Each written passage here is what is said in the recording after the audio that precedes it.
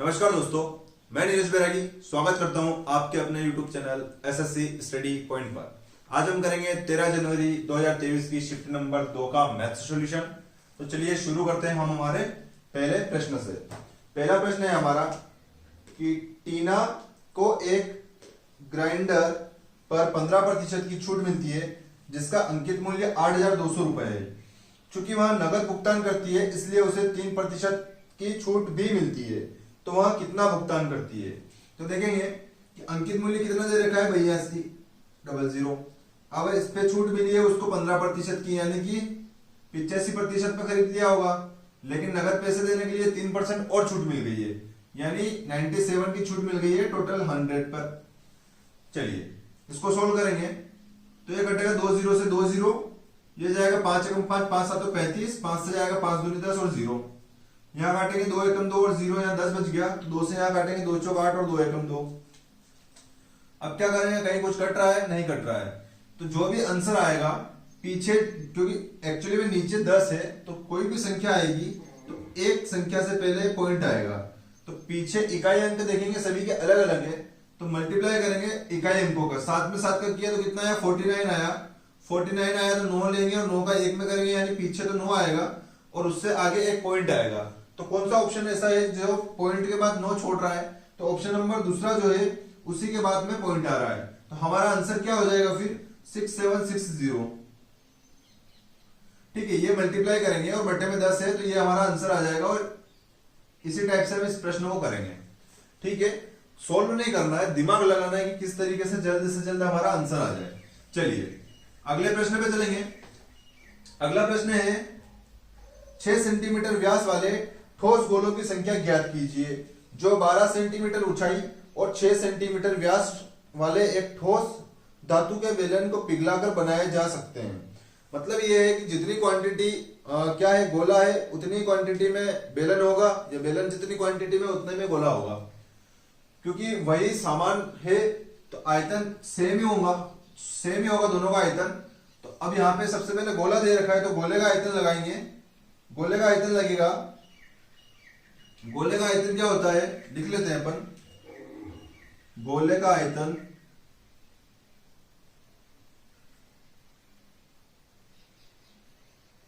ये होता है 4/3 पाई आर क्यूब। चलिए बेलन के आ रहा है तो बेलन का आयतन भी लिख लेते हैं। बेलन का आयतन ये होता है पाई आर स्क्वायर एच। ठीक है, तो ये दोनों कंडीशन आपस में बराबर होगी। तो देखो 6 सेंटीमीटर व्यास वाला गोला है, यानी इसकी जो त्रिज्या होगी वो कितनी हो जाएगी, त्रिज्या हो जाएगी 3, क्योंकि जो व्यास होता है उसका आधा त्रिज्या हो जाती है। तो चलिए यहाँ पे लिखेंगे 4/3, पाई के लिए पाई ही लिखेंगे, 22/7 नहीं लिखेंगे, क्योंकि बराबर करेंगे तो पाई से पाई तो कटना ही है। इंटू ये हो जाएगा आर की घात 3, यानी 3 इंटू 3 इंटू 3, 3 बार लिखेंगे। ये बराबर है इस पाई के इंटू आर स्क्वायर। तो बेलन का जो बेलन है, बेलन का जो त्रिज्या है वो 6 सेंटीमीटर। तो यहाँ पे भी 3 2 बार लिखेंगे क्योंकि स्क्वायर है, तो 3 इंटू 3, और ऊंचाई दे रखी है 12 सेंटीमीटर प्रश्न में। चलिए अब इसको सोल्व करना है तो देखो ये 3 सेंटीमीटर, 3 से 3 कट गए, ऊपर से ऊपर काटेंगे क्योंकि बीच में बराबर है, और ये 3 से कटेगा 3 चौक 12। चलिए वैसे नहीं काटना था क्योंकि यहाँ 3 से 3 कट जाता, चलिए कोई दिक्कत नहीं है, 4 से 4 कट गया। अब ये 3 बटे में है तो ये उधर चला जाएगा, ये पाई से भी पाई कट गया, तो इधर बचा क्या, इधर तो कुछ भी नहीं बचा है ना। यहाँ कुछ भी कैसे नहीं बचा, कुछ तो बचना था। क्या पूछा है, 6 सेंटीमीटर व्यास वाले ठोस गोलों की संख्या ज्ञात करनी है। तो ये ज्ञात करना है अपन को, इसकी संख्या है ना, तो संख्या मान लेंगे अपन ए। तो यहाँ पे क्या बचेगा, ए बचेगा बराबर, ये 3 उधर जाएगा तो उधर कुछ नहीं है, एक ही बचा हुआ है, तो 1 का गुणा 3 में और कितना हो जाएगा, ए का मान कितना हो जाएगा, 3 हो जाएगा, और यही हमारा आंसर हो जाएगा। चलिए अगले प्रश्न पे चलेंगे। अगला प्रश्न है हमारा एक परीक्षा में प्रत्येक 100 अंकों के 3 विषय हैं। एक छात्र ने पहले विषय में 75%, दूसरे विषय में 86% अंक प्राप्त किए। उसने कुल मिलाकर समग्र औसत में 68% अंक प्राप्त किए। तीसरे विषय में उसके अंकों का प्रतिशत कितना है? देखो विषय 3 है तो 3 का गुणा ये संख्या है, विषय 3 है और औसत कितना है तीनों में 68%। तो देखेंगे तीनों विषय में टोटल परसेंट कितना आ रहा है, 8 दिया हो जाएगा 24, 2 बचा तो ये हो जाएगा 3 6 18 और ये 0, सॉरी 2। ओवरऑल तीनों विषय का परसेंटेज कितना आ गया 204। अब 3 विषय का यहां दे रखा है, ये पहला, ये दूसरा और ये तीसरा। तीनों विषय के कितने कितना दे रखे हैं 75 और 86। पहले विषय में 75% आए हैं, दूसरे में 86 आए हैं और तीसरे का आंसर पूछा है कि कितना आया होगा। और अगर तीनों का जोड़ अगर मैं देखूं तो तीनों का जोड़ कितना आया है 204। तो अगर मैं इन दोनों को जोड़कर इन तीनों में से माइनस कर दूं, ये तीनों का योग है तो तीनों के योग में से इन दोनों को माइनस करूंगा तो फिर ये इसका बच जाएगा सिर्फ, और यही हमको ज्ञात करना है। तो ये दोनों कितना हो रहा है, ये हो रहा है 161, 75 दूनी 150 हो जाएगा और कितना बच जाएगा 11, तो ये 161 हो गया। ठीक है, तो 204 में से 161 गया तो इसका आ जाएगा, फिर देखो 4 में से 1 गया तो 3 बचा, फिर 10 में से 6 जाएगा तो 4 बचेगा और फिर चलिए 43%। ये 43% है, हाँ हमारा आंसर हो गया 43% और यही हमारा आंसर हो जाएगा। चलिए समझना है अगले प्रश्न को। अगला प्रश्न है, एक पुलिसकर्मी एक चोर को 380 मीटर की दूरी से देखता है और चोर भागने लगता है और पुलिसकर्मी उसका पीछा करता है। चोर और पुलिसकर्मी 25 मीटर प्रति सेकंड और 30 मीटर प्रति सेकंड की चाल से दौड़ते हैं। चोर को पकड़ने में पुलिसकर्मी कितना समय लगेगा, कितना समय लेगा पुलिसकर्मी जो है कितना समय लेगा। ठीक है, करते हैं इसको। देखो दूरी कितनी है, मान लो यहाँ पे एक चोर है, ठीक है, जो कि यहां से भागना शुरू करता है। तो ये यहां से इस पॉइंट से भागना शुरू करेगा और यहां पहुंच जाएगा। अब यहां से पुलिस ने देख लिया इसको, तो देखा तो कितनी दूरी पर देखा है, 380 मीटर की दूरी पे देखा है, क्योंकि ये भागते हुए कहां तक आ गया, ये यहां तक आ गया और ये दूरी कितनी हो गई बीच में 380 मीटर की हो गई। ठीक, चलिए अब देखेंगे यहां से प्रश्न जो स्पीड दे रखी है इसकी, चोर की तो दे रखी है 25 मीटर प्रति सेकंड और पुलिस की दे रखी है 30 मीटर प्रति सेकंड। चलिए अब दोनों को पकड़ना कितना समय लगेगा, तो यहां से देखेंगे दोनों एक ही दिशा में भाग रहे हैं, तो चालें क्या होगी, एक ही दिशा में भागने में माइनस हो जाएगी।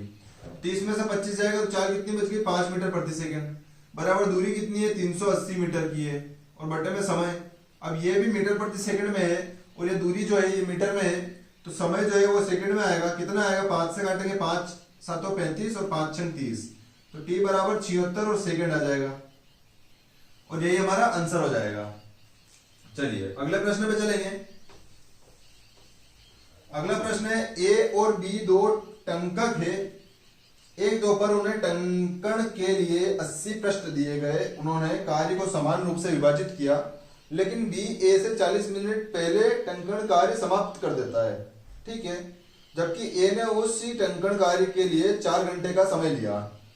चलिए ठीक है, चलिए यहां से अपन देख लेते हैं समय, टाइम देख लेते हैं। ये ए हो गया, ये बी हो गया। अब ए ने जो है 4 घंटे का समय लिया है और इसमें मिनट पहले ले रहा है कितना, जैसे इसमें 4 घंटे तो इसको मिनट में चेंज करके लेंगे 240 मिनट, क्योंकि 40 मिनट को माइनस करना है, क्योंकि बी जो है इससे 40 मिनट पहले काम कर रहा है, यानी कि ये 200 मिनट में कर रहा होगा। ठीक है, मिनट में लिया कोई दिक्कत नहीं है, इस 0 से 0 कट गया, 4 छंग हो गया 24 और 4 5 हो गया 20, तो इनके समय का रेशो आ गया यहाँ पे। और मैंने बताया था किसी एक शिफ्ट में कि समय का उल्टा क्या होता है, क्षमता होती है। तो समय का जब उल्टा करेंगे तो हमारे पास क्षमता आ जाएगी। उल्टा कर दिया मैंने, 5 6 को ये कर दिया। चलिए ये इनकी क्षमताएं आ गई। अब प्रश्न कह रहा है कि अगले दिन दोपहर बाद उन्हें फिर से टंकण करने के लिए 121 पेज दिए गए। अब क्या करना है, उनको 121 पेज करना है। ठीक है, हालांकि इस बार उन्होंने काम को इस तरह बांटने का फैसला किया कि वे एक साथ टंकण कार्य पूरा करेंगे। तो देखो 5 और 6 क्षमता है इनकी, दोनों साथ में करेंगे तो दोनों के साथ में क्षमताएं लिख दी। अब प्रश्न कर रहा है कि ए कितने पृष्ठ टंकण करने पड़ेंगे। ए को कितना करना पड़ेगा, तो ए की क्षमता कितनी 5 है, तो 5 से मल्टीप्लाई कर दो, ए का पता चल जाएगा। 11 से गया 11 बार, 11 गुणा 5 में होगा तो 55, और यही हमारा आंसर हो जाएगा। चलिए अगले प्रश्न पे चलेंगे। अगला प्रश्न है हमारा, यदि किसी धनराशि पर 2 वर्ष के लिए 5% वार्षिक दर से साधारण ब्याज 50 रुपए है, तो इसी दर से और इतने ही समय के लिए वार्षिक रूप से संयोजित होने पर चक्रवृद्धि ब्याज क्या होगा। तो सबसे पहले देखेंगे कि ब्याज, साधारण ब्याज क्या होता है। साधारण ब्याज 50 दे रखा है, बराबर P यानी मूलधन इंटू R कितना दे रखा है 5, और समय कितना दे रखा है 2 वर्ष, बटे में लगाते हैं अपन 100। ठीक है, यहां से हमको राशि तो पता चले, तो साधारण ब्याज बराबर PRT बटे 100 लगा लिया। यहां से अब काटेंगे 5 से काटूंगा 5 दूनी 10 और 0, फिर 2 से काटूंगा 2 एकम 2 और 0, ये 10 जो है 50 से मल्टीप्लाई होगा तो 500 आ जाएगा, बराबर P आ जाएगा। तो यानी मूलधन कितना हो गया मेरे पास 500 रुपए। ठीक, ये तो हो गया ऐसा ही कंडीशन वाली बात। ठीक है, अब अपन चक्रवृद्धि ब्याज पे चलेंगे। प्रश्न ने कहा है कि इतने ही समय के लिए यानी 2 वर्ष के लिए, और यही दर परसेंट, यानी दर परसेंट कितनी थी अपनी 5%। तो 5% को कैसे लिख सकते हैं अपन, 1/20, इसकी फ्रैक्शन वैल्यू होती है, यानी 20 पे 1 रुपए का ब्याज मिलेगा, तो चक्रवृद्धि ब्याज 20 से 21 होगा, और चूंकि 2 साल है तो 2 बार लिखेंगे इसको 20 से 21। अब ये क्या है, हमारा मूलधन कितना आ गया 400, और ये हमारा मिश्रधन कितना आ गया 441। ठीक है, ये क्या है हमारा मूलधन है, और ये क्या है हमारा मिश्रधन है। चलिए, लेकिन हम जानते हैं कि हमारा जो मूलधन है वो 400 न होके 500 है, क्योंकि प्रश्न में तो 500 मूलधन आया है। तो 400 की वैल्यू अगर 500 है तो फिर 1 की वैल्यू कितनी हो जाएगी, 500 बटे 400 हो जाएगी। अब ज्ञात क्या करना है, सिर्फ ब्याज निकालना है। तो ब्याज देखो 400 से 441 राशि हो गई है, तो ब्याज कितना आया होगा 41 रुपए का। तो सिर्फ 41 की वैल्यू पूछी है, तो इधर भी अपन 41 से मल्टीप्लाई कर देंगे। चलिए अब इसको काटेंगे तो ये हो जाएगा 2 0 से 2 0, और 45 5 205 हो गया, और बटे में कितना है 4 है, तो 4 से काटेंगे 4 और 5 20, 4 एकम 4, 1 बचा तो 0 हो गया, तो 4 दूनी 8, फिर 2 बचा तो 4 और 5 20, 51.25 रुपए का ब्याज होगा, और यही हमारा आंसर हो जाएगा। चलिए अब अगले प्रश्न पे चलेंगे। अगला प्रश्न है हमारा कि यदि 40 किलोग्राम भार का व्यक्ति शामिल हो जाता है तो एक समूह का औसत भार 1 किलोग्राम बढ़ जाता है। यदि इस व्यक्ति का भार 28 किलो होता तो समूह का औसत भार 1 किलो कम हो जाता। समूह का वास्तविक औसत भार कितना है। चलिए बहुत ही अच्छा प्रश्न है। हम मान लेते हैं औसत भार कितना है 1 से। जब 40 किलो का व्यक्ति आया, जब 40 का व्यक्ति क्या है शामिल हुआ, तो औसत भार यानी ये औसत था तो ये कितना हो गया x + 1 हो गया। ठीक है, लेकिन जब 28 किलोग्राम का यदि इस व्यक्ति का भार 28 किलो होता, यानी 40 का न आते हुए 28 का आता सिर्फ, तो औसत भार जो है एक कम हो जाता। मतलब कहीं ना कहीं ये दोनों एक एवरेज लेके आ रहे हैं, 28 है यहाँ पे, कहीं ना कहीं अगर मैं इनका एवरेज ले लूं तो मेरा औसत भार ये बन जाएगा, यही बन जाएगा। क्योंकि अगर इतना आने पे एक बढ़ रहा है और इतना आने पे एक घट रहा है, तो जब मैं इनका अंतर ले लूंगा तो औसत भार मेरा पता चल जाएगा। तो 40 और 28 कितना हो गया 68 हो गया। 68 का भाग लगा तो 2 से तो कितना हो जाएगा 2 3 6 और 2 4 8, और यही हमारा आंसर हो जाएगा। ठीक है, 34 किलोग्राम हमारा औसत भार हो जाएगा। इसी टाइप से करना इस प्रश्न को, काफी जल्दी हो जाएगा और काफी अच्छा तरीका है ये, और काफी अच्छा प्रश्न भी काफी अच्छा है। चलिए अगले प्रश्न पे चलेंगे। यदि 24 महिलाएं एक कार्य को 16 दिनों में पूरा कर सकती है, 24 महिलाएं हैं जो एक काम को 16 दिनों में पूरा कर सकती है, तो उसी कार्य को, चलिए यहाँ तो ये कोई दिक्कत ही नहीं है, MDS लगाना है। 24 महिला और कार्य कितना कर रही है 16, बराबर करेंगे उसी कार्य को 32 महिला, तो महिला है तो 32 और कितने दिन में, तो x दिन में। चलिए 16 से काटेंगे 16 दूनी 32, 2 से काटेंगे 2 एकम 2, 2 दूनी 4, तो x का मान कितना आ गया 12, और यही हमारा आंसर हो जाएगा। चलिए अगले प्रश्न पे चलेंगे। अगला प्रश्न है हमारा बोर्ड मास का, काफी खतरनाक दिख रहा है। चलिए करते हैं सोल्व। सबसे पहले तो ये मल्टीप्लाई दे रखा है, तो इसको ही सोल्व करते थे। देखो दो से 3/7 है, तो 7 दूनी 14 और 14 से 3 जोड़ेंगे 15 16 17, 17/7 इसको डायरेक्ट लिख सकते हैं अपन। फिर इंटू करेंगे, बड़ा ब्रैकेट लगाएंगे, उसके अंदर छोटा ब्रैकेट लगाएंगे, फिर 11 का गुणा 6 में करेंगे और फिर 2 जोड़ेंगे, तो कितना हो जाएगा 11 छंग 66 और 2 68, 68 बटे कितना ये 6 लिख लेंगे वापिस। फिर करेंगे डिवाइड, फिर ब्रैकेट लगाएंगे इसके अंदर ये वाला, फिर 25/18, उसके बाद प्लस 6 दूनी 12 और 5 17/6 डायरेक्ट लिखूंगा मैं इसको, और माइनस 7/36। ये ब्रैकेट बंद हो गया। ये बराबर है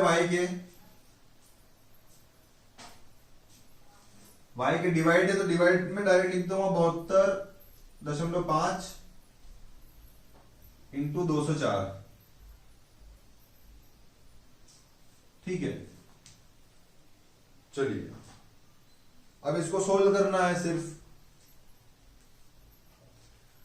तो यहां से पॉइंट हटाऊंगा, यहां पे 0 लगेगा, और 5 से काटूंगा 5 चौक 20, भाग नहीं जाने का 0, 5 8 40, 5 से काटूंगा 5 एकम 5, 2 बचा, 5 चौक 20 और 5 5 25। चलिए अब नहीं कट रहा है तो छोड़ दो, वहां पे नहीं काटना है। यहां पे देखेंगे अपन कि ये 17/7 तो ऐसा कैसे रहेगा, इंटू करेंगे, ब्रैकेट लगाएंगे, और ये 68/6 भी ऐसा कैसे लिख देते हैं फिलहाल। अब डिवाइड करके ये वाला ब्रैकेट सोल्व करते हैं, तो एलसीएम कितना आ जाएगा 36 आ जाएगा। 36 18 दूनी 36 यानी 25 दूनी 50, और 6 6 36 यानी 17 छंग कितना हो जाएगा 17 छंग 102, और ये माइनस करेंगे 36 से कम 37 यानी 7 माइनस करेंगे, और ये ब्रैकेट लगाएंगे बड़ा, और y इंटू 408 बटे में 145 लिख देंगे। चलिए अब इसको सोल्व करेंगे। क्या है, ब्रैकेट बंद नहीं हुआ था, यहां पे डबल ब्रैकेट बंद होगा। ठीक है, यहां पे ये ब्रैकेट बंद कर दिया, कोई दिक्कत नहीं है। चलिए अब ये 17/7 ऐसे लिखेंगे, क्योंकि अभी ब्रैकेट सोल्व नहीं हुए। इसको काट सकता हूं 2 3 6 और 2 3 6 2 चौक 8 यानी 34/3 लिख सकता हूं मैं इसको।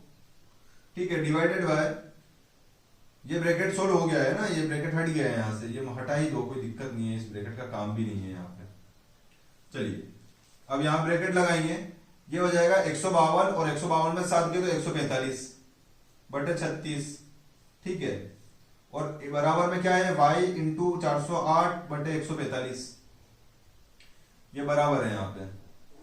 चलिए अब क्या है, अब पूरी स्टेप तो लिखूंगा नहीं, ये डिवाइड है, तो यहाँ पे अगर मैं इंटू कर दूं तो ये संख्या उल्टी हो जाएगी। 145 और 36 था, तो 36 और 145 हो जाएगी।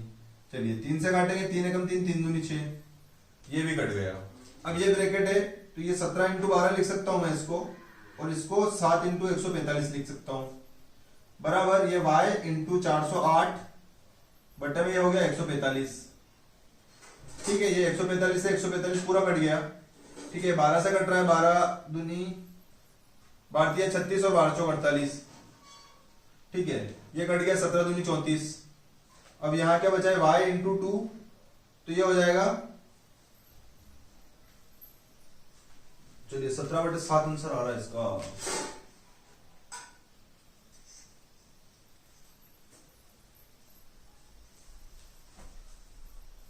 चलिए कहीं ना कहीं मिस्टेक हुई है इस सवाल में, ये हो जाएगा 204 और ये हो जाएगा 725.5। ठीक है, ये हो जाएगा 17/7, 7 दूनी 14, 3 17/7, 11 छंग 68 डिवाइडेड हो जाएगा 25/18, 17/6, 6 दूनी 12 और 17/6 और 7/36। चलिए ये 68/6 था, डिवाइडेड बाय ये हो जाएगा 18 दूनी यानी 25 दूनी, और ये 17 दूनी 34, 6 6 36, 17 5 25, 17 102 ये हो जाएगा, और 36 से कम 36 ये भी हो जाएगा। ठीक है, 17/7 ये हो गया, ये डिवाइड 34/3 हो गया।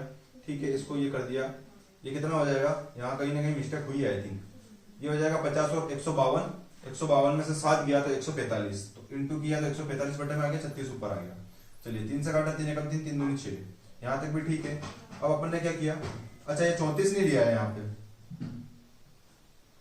ये जो 34 था ये लिखना भूल गए थे। ठीक है, तो ये 2 से काटेंगे इस 34 को, 17 आ जाएगा। अब ये जो y है ये ऐसा कैसे रहेगा, उधर बराबर से उधर y, और बराबर ये 17 हो गया, और बटे में कितना हो गया 7, तो y का मान कितना आ गया हमारे पास 17/7 और यही हमारा आंसर हो जाएगा। चलिए अगले प्रश्न में चलेंगे। अगला प्रश्न है हमारा, अखिल एक कार्य को 26 दिनों में पूरा कर सकता है और साक्षी और अखिल दोनों मिलकर उस कार्य को 20 दिनों में कर सकते हैं। उन्होंने एक साथ शुरुआत की, लेकिन साक्षी ने 6 दिन कार्य करने के बाद कार्य छोड़ दिया। ज्ञात कीजिए कि अखिल शेष कार्य को कितने दिन में करेगा।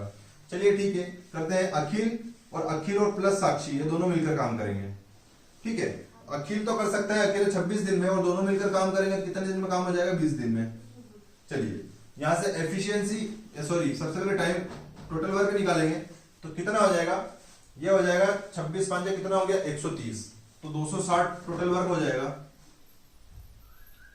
एफिशिएंसी निकालेंगे 26 दे 110 और 20 से कम 20 दिया 60, 26 दे 260।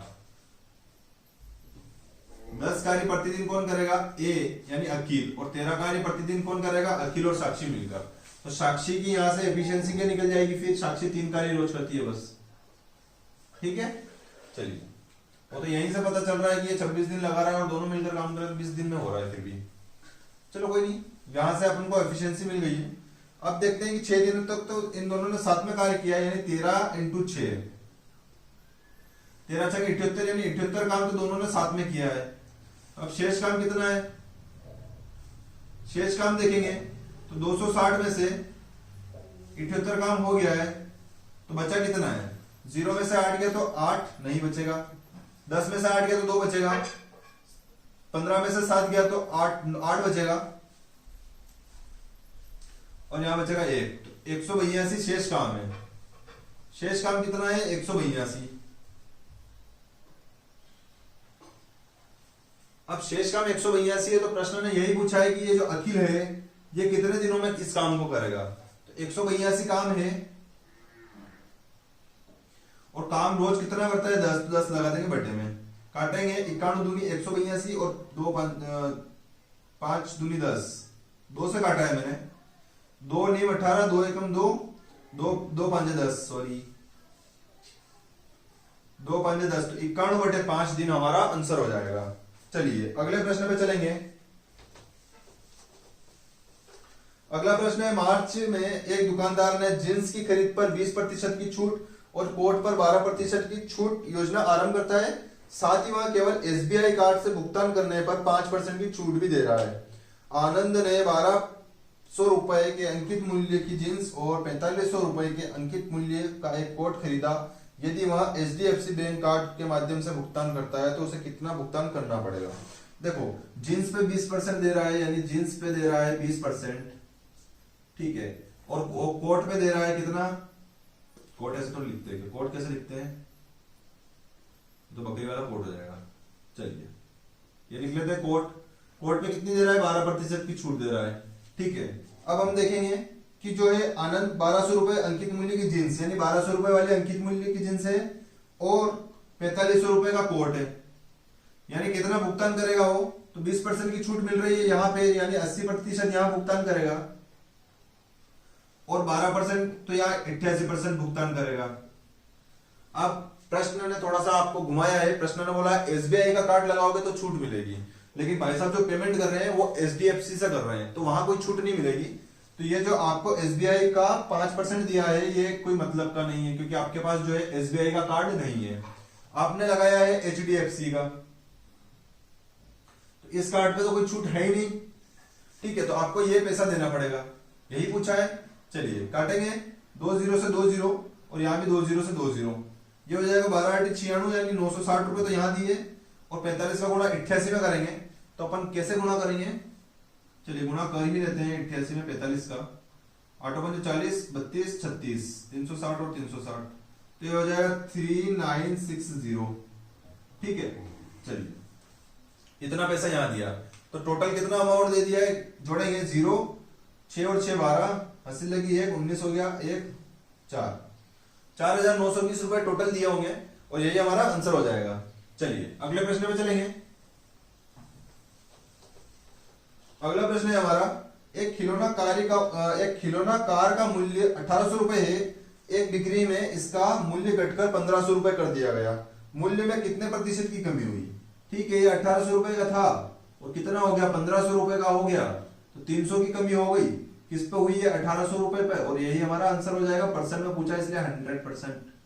चलिए 2 जीरो से 2 जीरो कट गया, 18 से काट लेंगे, 18 से नहीं काटेंगे, सबसे पहले 6 से काटेंगे, 6 5 30 और 0 और 6 3 18, तो 50/3% हमारा आंसर हो जाएगा, 50/3%, और यही हमारा क्या हो गया आंसर हो गया। चलिए अगले प्रश्न पे चलेंगे। अगला प्रश्न है हमारा, तीन संख्याओं 120, 240 और 480, 120, 240 और 480 का एलसीएम क्या है, यह पूछा है। चलिए 12 का मल्टीपल है, सबसे पहले 10 से, तो ये 10 10 कट जाएंगे, ठीक है, 12 से भी काट लेते हैं, 12 एकम 12, 12 दूनी 24 और 12 चौक 48, ठीक है। फिर ये 2 से जाएगा एक बार और 2 बार, फिर ये 2 से चला जाएगा 1 1 1, ठीक है। इस टाइप से करना है एलसीएम इस शिफ्ट में। अब 2 22 दूनी 24, 24 दूनी 48 और 48 दही 480, जब आपस में मल्टीप्लाई किया सबका तो कितना आ गया 480, और यही हमारा क्या हो जाएगा एलसीएम हो जाएगा, यही हमारा आंसर हो जाएगा। चलिए अगले प्रश्न पे चलेंगे। अगला प्रश्न है हमारा, एक दुकानदार ने 2 साड़ियों और 4 कमीजों का मूल्य 1600 रुपए तय किया। इतनी ही धनराशि से एक साड़ी और 6 कमीजें खरीदी जा सकती है। अगर मैं 12 कमीजें खरीदना चाहता हूं तो मुझे कितना भुगतान करना पड़ेगा। तो हम देखेंगे यहाँ पे 2 साड़ियां और 4 कमीज का मूल्य बता रखा है, 2 तो साड़ी प्लस 4 कमीज, इसका मूल्य कितना बताया है 1600 रुपए, ठीक है। उसके बाद प्रश्न कह रहा है कि एक साड़ी और 6 कमीज, एक साड़ी, चलिए मैं इसको ब्लैक पेन से लिखता हूं, ब्लू से, 2 साड़ी और 4 कमीज है, 2 साड़ी प्लस 4 कमीज का मूल्य कितना है 1600 रुपए है, और एक साड़ी प्लस इतनी ही धनराशि, मतलब क्या है 1600 रुपए में मिलेगी, और जो बोल रहा है प्रश्न कि इतनी ही धनराशि में एक साड़ी और 6 कमीज खरीदी जा सकती है। अब उसको खरीदनी कितनी है 12 कमीजें खरीदनी है, ठीक है। तो 12 के की वैल्यू अपन को चाहिए, तो हमको कमीज की वैल्यू चाहिए, तो हम यहाँ पे इसको सेम बनाकर इसको काट देंगे। तो इसको सेम बनाने के लिए क्या करना पड़ेगा, यहाँ 2 है और यहाँ 1 है, तो 2 एलसीएम आ जाएगा, तो 2 से मल्टीप्लाई कर देंगे इस पूरे में, तो यहाँ कितना हो जाएगा, चलिए यहाँ कितना हो जाएगा, देखो ये वाली इक्वेशन वापस से लिख रहा हूं मैं, ये तो है 2 है अपने पास, ये हो जाएगा प्लस 4 के और बराबर हो गया 1600, ठीक। 2 का गुणा इसमें किया तो ये हो गया 2x, ये हो गया 6 दूनी 12 के बराबर 2 का गुणा इसमें भी करेंगे तो 16 दूनी 3200। चलिए अब इसको काटना है, इसको हटाना है, तो यहाँ प्लस का साइन है, सारे साइन चेंज कर देंगे, प्लस से माइनस हो गया, यहाँ पे भी प्लस से माइनस हो गया और यहाँ पे भी प्लस से माइनस हो गया, ये प्लस माइनस कैंसिल आउट, 4 में से 12 गया तो माइनस का 8 बचेगा, और 1600 में से 3200 गया तो माइनस का 1600 बचेगा। चलिए ये साइन से साइन भी कट गया, और 8 से काटेंगे 8 दूनी 16, यानी के का मूल्य कितना आ गया 200 रुपए, के मतलब कमीज हो गई, और कमीज कितने की है 200 रुपए की है, तो 12 कमीज खरीदनी है, तो 12 इंटू के कितना है 200 है, तो 200 से मल्टीप्लाई करेंगे तो 12 दूनी कितना हो गया 2400, और 2400 रुपए हमारा आंसर हो जाएगा, ठीक है। चलिए अगले प्रश्न पे चलेंगे। इसी तरीके से 10 रुपए प्रति लीटर का मिश्रण प्राप्त करने के लिए 15 रुपए प्रति लीटर की लागत वाले दूध में पानी को किस अनुपात में मिलाया जाना चाहिए। तो पानी का तो कोई शुल्क नहीं होता है, क्या है ब्रैकेट में, पानी निःशुल्क है। देखो पानी निःशुल्क है तो पानी के लिए 0 रुपए यूज करेंगे, ठीक है, और 0 रुपए प्रति लीटर पानी हो गया, ये हमारा पानी हो गया, ये हमारा पानी हो जाएगा यहाँ पे, और यहाँ पे लिखेंगे अपन दूध, ठीक है। मिश्रण का काफी अच्छा सवाल है ये। चलिए 15 रुपए प्रति लीटर की लागत वाले दूध, यानी 15 रुपए प्रति लीटर वाले दूध, ठीक है। चलिए मिश्रण में मिला रहे हैं तो यहाँ इन दोनों को मिलाएंगे, यहाँ हो जाएगा मिश्रण, और 15 रुपए प्रति लीटर, सॉरी 10 रुपए प्रति लीटर का मिश्रण प्राप्त करना है ना, ये मिश्रण जो है वो 10 रुपए प्रति लीटर होना चाहिए। एक्चुअली में क्या होता है, मिश्रण क्या होता है, मिश्रण ये होता है कि यदि आप मान लो कहीं गए, आपने गेहूं खरीदे, जैसे मान लो आप व्यापारी हैं, आपने क्या किया कि आपने 100 रुपए प्रति केजी वाले गेहूं खरीदे, कितने खरीदे, तो मान लो आपने 50 किलो खरीदे, ठीक है, और आपने एक गेहूं और खरीदे, वो क्या भाव थे एक गेहूं और खरीदे, वो आपने खरीदे हैं 20 रुपए प्रति किलोग्राम वाले, ठीक है। ये कितने खरीदे, मान लो ये 40 किलो खरीदे। अब आपको बेचना है तो आपने क्या किया, ये दोनों मिक्स कर दिए, 90 किलो कर दिया। 90 किलो करने के बाद ना तो 100 रुपए रेट रखी ना 20 रुपए रखी, इन दोनों के बीच में रेट रख दिया आपने, मान लो 70 रुपए, कि 70 रुपए प्रति केजी के गेहूं है। तो यही होता है मिश्रण, कि आप मिक्स करके बेच दो। तो यहाँ पे भी पानी को और दूध को, ये 15 रुपए था तो इसको 0 था और ये 15 था, इसके बीच की संख्या ले ली और इसको क्या कर लिया, मिश्रण बना दिया। अब यही अनुपात पूछा है, तो 15 में से 10 जाएगा तो कितना बचेगा, 15 में से 10 गया तो 5 बचा, और 0 में से 10 अंतर लेना पड़ता है, तो यहाँ कितना हो जाएगा 10। 5 से काटेंगे, 5 एकम 5 और 5 दूनी 10, 1:2 दूध से पानी का हमारा रेशो हो जाएगा, सॉरी पानी से दूध का। चलिए यहाँ पे दूध आगे लिखो, पानी पीछे लिखो, कोई दिक्कत नहीं है, ठीक है। 1:2 ही हमारा आंसर हो जाएगा। चलिए अगले प्रश्न पे चलेंगे। अगला प्रश्न है हमारा, एक गतिमान पिंड द्वारा तय की गई दूरी d समय t के अनुक्रमानुपाती है। जब एक रेलगाड़ी 3 घंटे में 120 किलोमीटर की दूरी तय करती है तो 8 घंटे में कितने मील की दूरी तय करेगी। कुछ नहीं है, अनुक्रमानुपाती में ध्यान नहीं देना है। 3 घंटे है और 3 घंटे में कितना जा रहा है, 120 किलोमीटर जा रहा है। तो 1 घंटे में कितना जाएगा, काट लेंगे डायरेक्टली, 3 चौक 12 यानी 40 किलोमीटर। 1 घंटे में कितना जाएगा, 40 किलोमीटर जाएगा, ठीक है। तो फिर क्या पूछा है, 8 घंटे में कितना जाएगा, तो 8 घंटे की वैल्यू चाहिए, तो 8 से मल्टीप्लाई कर लो, 8 घंटा बन जाएगा। तो यहाँ पे भी 8 से मल्टीप्लाई कर दो, तो 8 की वैल्यू कितनी आ जाएगी, 4 8 32 और 0 ऐसा किसी 320 किलोमीटर, और यही हमारा आंसर हो जाएगा। चलिए अगले प्रश्न पे चलेंगे। एक सेकेंड, अगला प्रश्न है हमारा, एक मूलधन चक्रवृद्धि ब्याज पर 15% प्रति वर्ष की दर से 2 वर्ष में 26,450 की राशि देता है। तो ब्याज वार्षिक रूप से संयोजित होता है, तो मूलधन क्या है। चलिए चक्रवृद्धि ब्याज है तो 15% की जगह क्या लिखेंगे, 3/20, यानी 20 की राशि कितनी हो गई, 23 हो गई। अब हम देखेंगे 2 वर्ष होगा तो रेशो, ठीक है 2 वर्ष है तो रेशो बना लेंगे, स्क्वायर करेंगे तो कितना हो जाएगा, ये हो जाएगा 400 और ये हो जाएगा 529, ठीक है। यानी ये हमारा क्या हो गया, ये हमारा मूलधन हो गया और यही हमारा मिश्रधन हो गया, ठीक है। चलिए राशि हो जाएगी 26,450, तो ये 26,450 रुपए की राशि हो गई, ठीक है। और हमारे हिसाब से राशि क्या हो रही है, 529 की हो रही है। चलिए अपन से पूछा है मूलधन, तो मूलधन है हमारा 400, तो 400 से मल्टीप्लाई कर देंगे। अब यहाँ देखेंगे 500 चौक तो 2000 हो जाएगा और ये हो जाएगा, चलिए नहीं कट रहा है, 500 पांचे कर देंगे तो 2500 हो गया और 29 पांचे 145, तो ये पूरा 5 बार में जा रहा है, ठीक है। 529 पांचे 2645 और ये 0। चलिए वीडियो कट गया था बीच में, तो अपन देखेंगे क्या आंसर हो जाएगा इसका। कितना आ गया था, 50 आ गया था और उधर कितना था, 400 था आई थिंक। तो 5 चौक 20 यानी कितना हो जाएगा, 20,000 इसका आंसर था।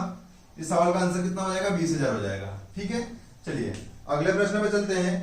अगला प्रश्न है हमारा कि 4 कुर्सियों का, चलिए क्वेश्चन बंद हो गया था, यहां से देखेंगे ये वाले जो प्रश्न है इसमें 4 कुर्सी बराबर है 2 मेज के, 4 मेज का क्रय मूल्य 2 बोर्ड के और 4 बोर्ड का क्रय मूल्य 2 पंखे के बराबर है।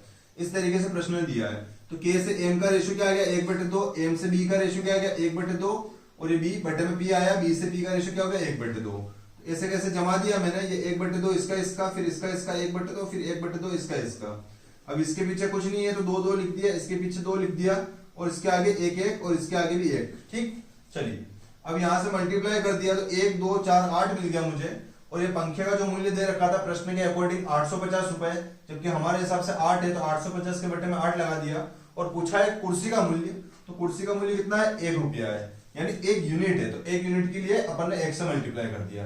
8 से इसको काटा तो 106.25 रुपए आ गया और यही हमारा कुर्सी का मूल्य हो गया, ठीक है। चलिए अगले प्रश्न पे चलेंगे।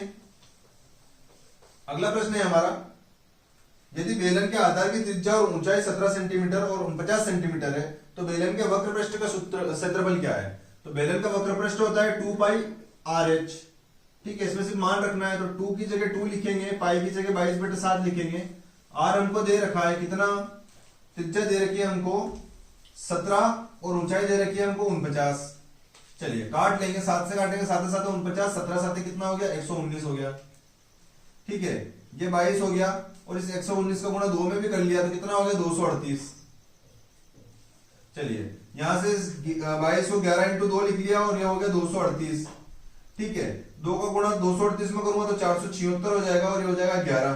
इस टाइप से मल्टीपल करना है, इसलिए मैं आपको सिखा रहा हूं कि इस टाइप से करना है मल्टीपल, अगर 11 का ही मल्टीपल आ रहा है तो। अब क्या करेंगे, 11 के लिए 6, फिर 6 और 7 13, 1 बचा, 7 और 4 11 और 1 12 और फिर ये 4 बचा तो इसमें एक हासिल जोड़ेंगे 5। और चूंकि वक्र पृष्ठ है तो स्क्वायर लगाएंगे, 5236 सेंटीमीटर स्क्वायर हमारा इस सवाल का आंसर हो जाएगा। चलिए अगला प्रश्न है, एक कुत्ता खरगोश की हर 6 छलांग में 5 छलांग लगाता है, लेकिन कुत्ते की 4 छलांग खरगोश की 5 छलांग के बराबर होती है, तो कुत्ते की और खरगोश की गति का अनुपात क्या है। चलिए कुत्ता और खरगोश, ठीक है, ये हो गया कुत्ता और ये हो गया खरगोश। अब क्या होता है, कुत्ता अगर 6 छलांग लगाता है, सॉरी खरगोश अगर 6 छलांग लगाता है तो वहां पे कुत्ता कितना लगाएगा, 5 छलांग ही लगाएगा। ठीक है, अब प्रश्न कह रहा है कि कुत्ते की जो 4 छलांग है, कुत्ते की 4 छलांगे वो बराबर है खरगोश की 5 छलांग के। ठीक, चलिए अब मल्टीप्लाई करेंगे, उधर से इधर आएंगे, 6 चौक कितना हो गया 24 और इधर से उधर जाएंगे तो कितना हो गया 5 5 25। ठीक है, तो 24:25 इस सवाल का आंसर हो जाएगा। ठीक है, चलिए आज की शिफ्ट यहीं पे खत्म करते हैं। 13 जनवरी 2023 की शिफ्ट नंबर 2 की मैथ्स हमने कर ली है। आगे मिलते हैं अगली शिफ्ट में।